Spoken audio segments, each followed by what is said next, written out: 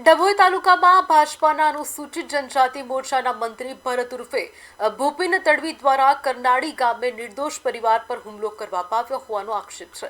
ભૂપિન તડવી પર ગેરકાયદેસર રેતી ઉલેચવાનો અને પોલીસના આશીર્વાદથી વિદેશી દારૂનો વેપાર કરવાનો આરોપ છે। ત્રિવેણી સંગમ નજીક સાંઈ ભોજનાલય પાસે દારૂ વેચતા જતા ભૂપિન તડવી અને તેના સાગરીતોને ટોકતા ભોજનાલય ચલાવતા રમેશભાઈ સુખાભાઈ તડવી, નૈનાબેન તડવી અને તેમના પુત્રો રસિક તથા મુકેશ તડવી પર ગળદા પાટુથી હિંસક હુમલો કર્યો હતો। રમેશભાઈને માથા અને શરીરે ગંભીર ઈજા થતા 108 મારફતે ખાનગી હોસ્પિટલ ખસેડવામાં આવ્યા હતા। હુમલા બાદ ભૂપિન તડવીએ પરિવારને જાનથી મારી નાખવાની ધમકી પણ આપી હતી।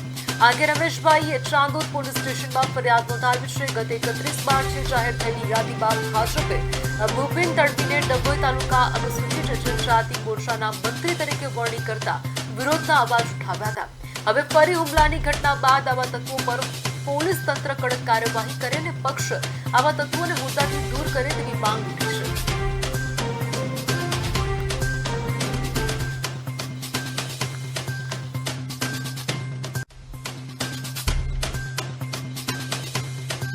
એ લગભગ 10-12 જણા હતા। કેટલા જણને વાગ્યું? અમન 4 જણને માર્યા હતા। કઈ આવ્યા છો અત્યારે? અત્યારે અહીં પ્રમુખ સ્વામીમાં દવાખાનામાં। શું કહે છે ડોક્ટર? ડોક્ટર એવું કહે છે કે પોલીસ આવે એટલે તમને એનું કહીએ। અગાઉ જે આવે અગાઉ આ વ્યક્તિને બનેલું છે, ભરવાડ સમાજ છે ને, એમને બી આવી રીતે ધમાલ કરીને ભરવાડ સમાજને માર્યા હતા।